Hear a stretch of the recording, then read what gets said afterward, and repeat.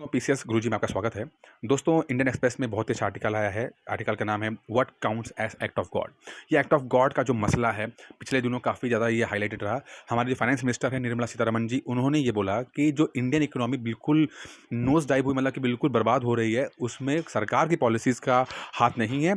ये भगवान का किया धरा है, यानी एक्ट ऑफ गॉड है, क्योंकि कोरोना वायरस तो वही लेकर आए हैं। ठीक है, अब ये एक्ट ऑफ गॉड जो है, इसको समझने की कोशिश करेंगे दोस्तों इस वीडियो में, क्योंकि ये एक्ट ऑफ गॉड आपके खासकर आईएएस और पीसीएस प्री में के लिए तो बहुत इंपॉर्टेंट है। मेंस में भी आ सकता है, इकोनॉमिक्स वाले पोर्शन में भी, लेकिन प्री वाले पोर्शन में ज़्यादा मुझे लगता है इंपॉर्टेंट है, क्योंकि हो सकता है वो एक्ट ऑफ गॉड लिख के बोलें, 4 स्टेटमेंट दे दें, बोले कौन सा सही कौन सा गलत है इसके अंदर। तो एक्ट ऑफ गॉड को समझने की कोशिश करेंगे। फिलहाल इसे समझिए कि जो एक फिल्म आई थी आज से 4-7-8 साल पहले की बात है, ओ माई गॉड। परेश रावल उसके अंदर थे और अक्षय कुमार थे, भगवान कृष्ण बने थे। उसमें आपने देखा होगा कि जो परेश रावल है, उनकी दुकान होती है, दुकान में भूकंप के कारण वो तबाह हो जाती है। उन्होंने इंश्योरेंस कराया होता है, बट जो इंश्योरेंस कंपनी है वो पैसा देने से मना कर देती हैं। वो ये बोलती हैं कि ये एक्ट ऑफ गॉड है, हमारी रिस्पॉन्सिबिलिटी नहीं है, सर भगवान का किया धरा है, तो भगवान से पैसे ले लो जाके।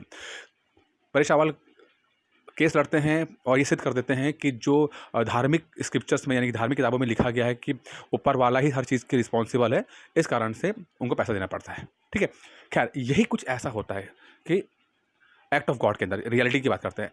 असल में क्या है कि ये समझिए कि कॉन्ट्रैक्ट जो होता है, 2 पार्टीज़ के बीच में कॉन्ट्रैक्ट होता है। अब 2 कंपनियाँ या 2 पार्टीज़ के बीच में कॉन्ट्रैक्ट हुआ, और कॉन्ट्रैक्ट में ये होता है कि ये आपकी रिस्पॉन्सिबिलिटी है, आपको ये काम करना है और आपको ये पैसा मिलेगा या ये ज़िम्मेदारी आपको देनी है।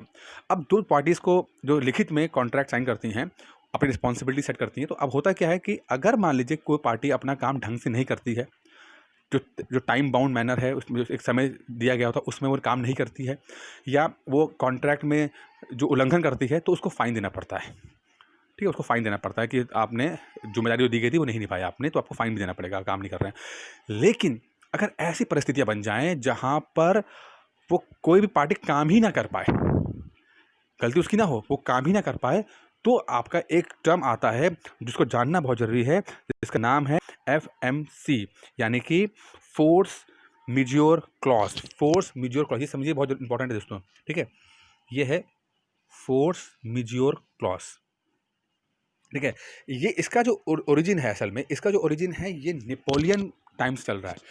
नेपोलियन के टाइम पे नेपोलियन ने कॉन्ट्रैक्ट के ऊपर ये स्टार्ट किया था, इसको फोर्स मेज्योर क्लॉज, देखिए फ्रेंच नाम भी जैसे लग रहा है, तो वहाँ से स्टार्ट हुआ, उसका ओरिजिन यहाँ से है। बाद में फिर बाकी देशों ने इसको अडॉप्ट किया। एक बात मैं दोस्तों हमेशा कहूँगा कि मैं हमेशा बोलता हूँ कि भाई जीएस जो पढ़ रहे हो ना, ढंग से पढ़ो। मैंने हमेशा कहा कि वर्ल्ड हिस्ट्री अपने बच्चों को पढ़ाया, मैंने स्टूडेंट्स को, मैंने बार बार कहा कि वर्ल्ड हिस्ट्री जो है वो बहुत चीज़ों के रूट्स हैं, मतलब कि जो आज की जो चीज़ें हो रही हैं, चाहे हमारा संविधान हो, चाहे इकोनॉमी हो, उसका रूट जो ओरिजिन है वो वर्ल्ड हिस्ट्री के अंदर है। तो वर्ल्ड हिस्ट्री हम लोग प्री में नहीं पढ़ते हैं, मेन से पढ़ते हैं, बट उसको ढंग से पढ़िएगा। अगर आप ठीक से पढ़ ले जाएंगे, समझिए कि फिर आप हर चीज़ को कोरिलेट कर ले जाओगे। जैसे अभी का हम एक्ट ऑफ गॉड पढ़ रहे हैं, करंट का टॉपिक है, लेकिन इसका ओरिजिन कहाँ से है?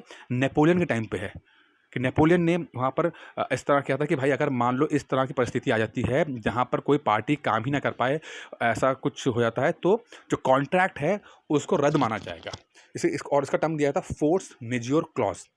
ठीक है, एफएमसी, फोर्स मेज्योर क्लॉज, ये बोला था। अब मान लीजिए, अब ये जो कौन कौन सी चीज़ें हो सकती हैं कि कोरोना वायरस आया, पेंडेमिक है, ये पूरी दुनिया में फैला हुआ है। ठीक है, और इस कारण से कोई कंपनी काम नहीं कर पा रही है, तो कॉन्ट्रैक्ट्स हैं वो रद्द हो जाएंगे। अमूमन ये सेफ एग्जिट के रूप में माना जाता है, मतलब कि अगर कंपनीज़ हैं तो उसको लाइबिलिटीज़ खत्म हो जाती हैं, और एक तरह से वो अपनी जो रिस्पॉन्सिबिलिटी है उसको वो दूर कर सकता है। वो नहीं, मतलब इस बात से, क्योंकि अगर वो इस बात कॉन्ट्रैक्ट खत्म करता है, अपनी जिम्मेदारी से भागता है, तो फाइन हो जाएगा। लेकिन चूँकि ये एफएमसी है, फोर्स मेज्योर क्लॉज आ रहा है बीच में, तो वो उसकी जो रिस्पॉन्सिबिलिटी वो खत्म हो सकती है। इसमें कोई भी लीगल एक्शन नहीं होगा, इसके अंदर कोई भी लीगल एक्शन नहीं कर सकते हैं। इस बात को जानना बहुत जरूरी है। तो 2-3 पॉइंट्स हम यहाँ पर समझेंगे कि एक एक्ट ऑफ गॉड क्या है। एक्ट ऑफ गॉड ऐसा है कि ऐसी परिस्थितियाँ आ जाएं जो कि इंसान के बस की में ना हो। पैंडेमिक आ जाए, अब जैसे मान लीजिए शिपिंग कंपनी है कोई है, अब उसने क्लॉज, वो लोग बनाते हैं अपना क्लॉज, ठीक है, वो कहते हैं कि इसमें सुनामी आ जाए, तो सुनामी तो हाथ में नहीं है ना आपके, सुनामी आ जाए, तो इस ऐसी जब चीज़ें आएंगी तो फिर वो एक्ट ऑफ गॉड इसमें आ जाएगा, और एफएमसी वाला क्लॉज आ जाएगा, फोर्स मेजर क्लॉज आ जाएगा, और जो रिस्पॉन्सिबिलिटी रखी गई होगी वो फिर कॉन्ट्रैक्ट है वो रद्द कर दिया जाएगा। मान लीजिए एक शिपिंग कंपनी है, एग्जाम्पल लेते हैं, एक शिपिंग कंपनी है, उसको माल इंडिया से अमेरिका लेके जाना है, ठीक है, और उसको 2 महीने के अंदर लेके जाना है एक शिपिंग कंपनी को। अब भी बीच में ऐसा आता है कि सुनामी आ जाता है और बहुत ज़्यादा बर्बाद हो जाता है सब कुछ। तो उस समय में ये कंपनी जो है वो फोर्स मेजर क्लॉज को अपना इम्प्लीमेंट करेगी, बोलेगी देखिए सुनामी आ गया, एक एक्ट ऑफ गॉड हुआ है, हमारे ऐसी परिस्थिति आई जो हमारे हाथ में नहीं थी, इसलिए हम जो तयशुदा टाइम था उसमें काम नहीं कर सके, तो ये कॉन्ट्रैक्ट रद्द होता है, हमारी कोई रिस्पॉन्सिबिलिटी नहीं बनती है इसके अंदर। ठीक है, ये असल में कहानी है। अच्छा, एक चीज़ और समझिए, वैसे तो ये टेक्निकली बहुत सही चीज़ है, लेकिन कई बार ऐसा होता है कि जानबूझ के कंपनियां अपने आप को बचाने के लिए एक्ट ऑफ गॉड या एफएमसी का सहारा लेती हैं। ठीक है, ऐसा कुछ परिस्थिति बनाती है कि वो बोल देते हैं कि देखिए ये ऐसा हो गया वैसा हो गया, मतलब बचने की बात करती है वो। तो ऐसे टाइम पे आप कोर्ट जा सकते हैं। कोर्ट में ऐसा होगा कि जो जज साहब हैं वो जो क्लॉज आपने जो कंपनी ने साइन किया होगा, जो एग्रीमेंट होगा उसको पढ़ेंगे, उसके और फिर परिस्थितियाँ देख के जजमेंट देंगे। तो एक होता है ये असल में इंडियन कॉन्ट्रैक्ट एक्ट है, उसमें भी जोड़ा गया है। देखिए इंडियन कॉन्ट्रैक्ट एक्ट को समझने की कोशिश करते हैं थोड़ा सा।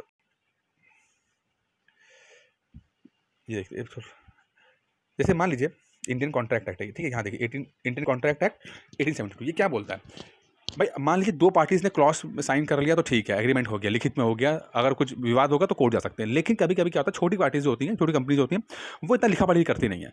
तो ऐसे टाइम में कि अगर ऐसा कुछ एक्ट ऑफ गॉड हो रहा है तो क्या होगा, तो इंडियन कॉन्ट्रैक्ट एक्ट 1872 में ये ऑलरेडी प्रावधान है कि कुछ उनको सेफ गार्ड दिया गया है। मतलब अगर उन्होंने कॉन्ट्रैक्ट साइन नहीं भी किया हुआ, कुछ ऐसा नहीं भी हुआ, तब भी वो एक तरह से इंडियन कॉन्ट्रैक्ट एक्ट के तहत अब उनको एक सेफ होता है, और वहाँ पे एक क्लॉज एक मेंशन किया गया है कि अगर आपने लिखित में नहीं भी है तब भी आप बच सकते हो, ऐसी कोई बात नहीं है। तो ये सब कुछ चीज़ें दोस्तों रही हैं, और इसको ढंग से आप समझने की कोशिश कीजिएगा।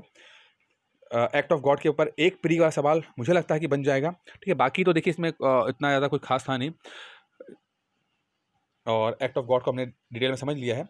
उम्मीद करता हूँ आपको ये वीडियो पसंद आया होगा। छोटा सा वीडियो था भाई, कोई दिक्कत आती है उसको आप कमेंट बॉक्स में डिस्कस कर सकते हैं। एक चीज़ और ध्यान रखिए दोस्तों, मैं हमेशा कहता हूँ कि अपना जीएस को करंट के साथ पढ़िए और करंट को जीएस के साथ पढ़िए। अगर आप सेपरेट पढ़ रहे हो, समझिए कि वो भला नहीं होने वाला फिर आपको। अब वो ज़माना चला गया कि जहाँ पर आप अलग अलग चीज़, अब सब आपस में को रिलेटेड है, आपस में सब इंटरकनेक्टेड है। इसको समझने की कोशिश कीजिएगा। जितना आप कनेक्ट करके चीज़ें पढ़ेंगे उतना ही बेनिफिट आपको मिलेगा। बाकी जो लोग यूपीपीसीएस 2021 की तैयारी कर रहे हैं, वो ऑनलाइन कोर्स अगर लेना चाहते हैं तो कमेंट आपका डिस्क्रिप्शन में मैंने आपका नंबर दिया हुआ है, वहाँ पे कॉल करके मुझसे बात कर सकते हैं। दोस्तों इस वीडियो में इतना ही था, धन्यवाद।